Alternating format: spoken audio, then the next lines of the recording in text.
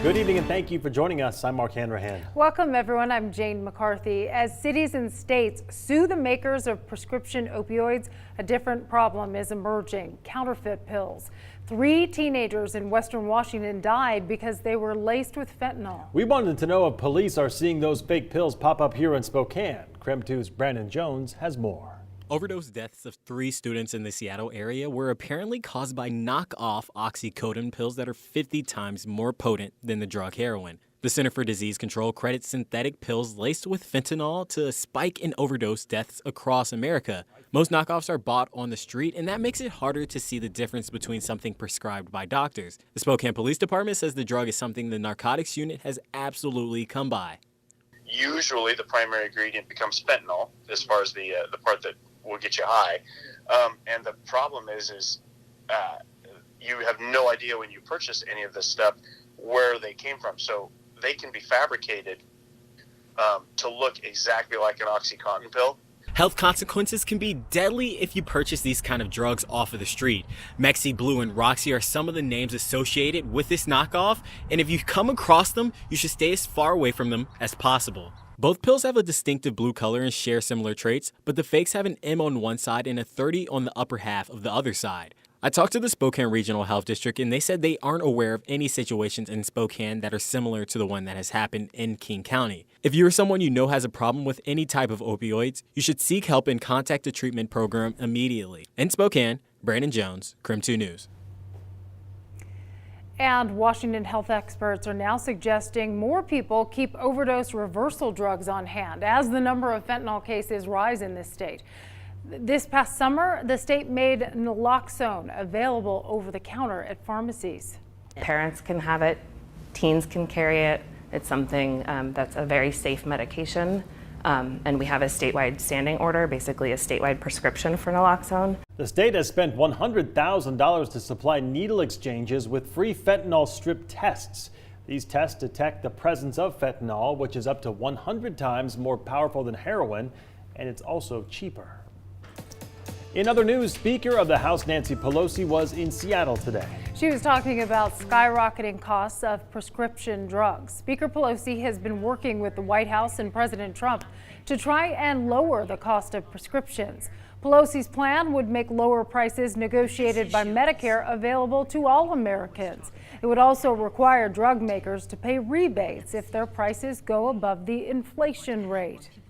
But we do have to address the out-of-pocket, whatever it is, whether it's premiums, whether it's drugs, whatever it is, the out-of-pocket has to be addressed. After the event, Speaker Pelosi was asked by several reporters about the ongoing impeachment inquiry, and here's what she had to say. The president is obstructing Congress from getting the facts that we need. That is an abuse of power for him to act in this way, and that is one of the reasons that we have an impeachment inquiry. So our Constitution, the genius of it is a system of checks and balances, that we would have 3 separate co-equal branches of the government that had a check and balance on the other. The president has said Article 2 says I can do whatever I want. No, it doesn't, Mr. President. When she was asked if there is a timeline for the inquiry, she said there's no timeline. She says it's up to the House committees whether or not to move forward with impeachment. The impeachment inquiry is a scam. Well, we are tracking developing news tonight. The White House says the president will not comply with the Democrats' impeachment inquiry. The president called the probe, quote, illegitimate. The president's attorneys sent a letter to House leaders today refusing the investigation. The letter accuses Democratic lawmakers of violating fundamental fairness. The White House says the House did not formally vote to begin the impeachment inquiry. It's also attacking House Intelligence Committee Chairman Adam Schiff. In the meantime, House Democrats subpoenaed diplomat Gordon Sondland. The Trump administration blocked him from testifying about Ukraine today. He is expected to appear before Congress next Wednesday. Turning to weather now, you're about to take a live look at Stevens Pass. There it is. Pretty snowy over there after a big drop in our temperatures this morning. So we want to remind you that traction tires are now required to drive over Stevens Pass. Of course, things change quickly. Chains are also needed right now for bigger trucks. And take a look at this. Our viewer Jim sent this to us. He said he was driving on Stevens Pass this morning. Clearly a lot more snow than we're used to having in early October.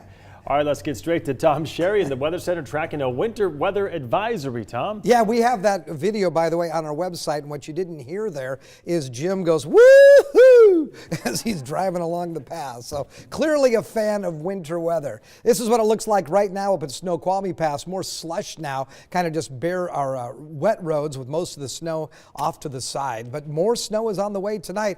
We have a winter weather advisory here locally, too. Not in Spokane and Coeur d'Alene, but portions of northern Idaho, western Montana, also north central Idaho, and into southeastern Washington. Again, this is from 11 o'clock tonight through tomorrow morning at 11 a.m. 2 to 4 inches of snow in some of those lower elevations, 6 inches of snow possible above the 3,500 foot level. We may get a little snow here in Spokane, but certainly not that sort of accumulation. Right now, we're tracking scattered rain showers and some mountain snow showers in the mountains of northern Idaho up along the Canadian border, but all kinds of rain occurring down into the Washington and Idaho Palouse. We've also had a few light showers moving through the downtown area. Just west of town now, out Highway 2 towards Airway Heights, and as you head towards Davenport, we're seeing some showers. Very, very light amounts of rain falling there. It's going to get cold tonight, folks. Look for an overnight low of 28 degrees. Could see some snow late this evening and overnight. Again, not expecting much in the way of accumulation locally. And then it will be sunny and cool on your Wednesday with a daytime high expected of 47 degrees. Back into the 50s just in time for the weekend, and the overnight low Sunday morning stays above freezing. But in the meantime, lots of temperatures in the 20s between now and Saturday. We'll talk more about that coming up in a few minutes. Thank you, Tom. Meantime, Dick's Sporting Goods announced today it destroyed $5 million worth of rifles. After finding out the company sold a shotgun to the Parkland gunman, the CEO announced they would no longer sell firearms to anyone under the age of 21. On top of that, they banned assault-style weapons from their stores. 17 people died in the Parkland school shooting. The company says returning the gun to the manufacturer didn't make anyone any more safe, so it decided to make the guns into scrap metal. Well, the game Fortnite has been gaining popularity in recent years. It's even become a career for some people. But now a Canadian law firm claims the popular online game is designed to be addictive, and it's filing a class action lawsuit against the company. And we want to know what you think. Are video games addicting? Let us know by clicking on the Vote Now tab on our KREM 2 mobile app. Well, the lawsuit is being filed on behalf of two parents. They say their 15-year-old and 10-year-old children have become addicted to the game. The lawsuit claims playing the game can lead to the release of dopamine. That's the chemical that can make young people dependent or addicted. The claim says the game is similar to being addicted to cocaine even. The claim also alleges Epic Games, the company behind Fortnite, hired psychologists to learn how to make the game as addictive as possible. Global News reports that one of the children behind the lawsuit played the game 7,700 times in 2 years. Tegna, our parent company, has reached out to Epic Games, and we are still waiting on a response from them. So taking a look at our poll right now, many of you are saying, well, it depends on the game, or no, they're not addictive. 14% right now saying, yes, I am addicted to a video game. So there you go. In other news, Spokane's popular neighborhood donut shop Donut Parade reopened to cheers under new ownership in March. That was after a 3-year hiatus. In tonight's Inland Northwest, KREM 2's Amanda Rowley reports the business is looking good since they reopened 7 months ago. The new owners of Donut Parade say business is good. In fact, so good, over the summer, they extended their hours to 7 days a week. Not to mention, though, they are constantly coming up with new and unique donut toppings for their customers to enjoy. Here's owner Nathan Peabody.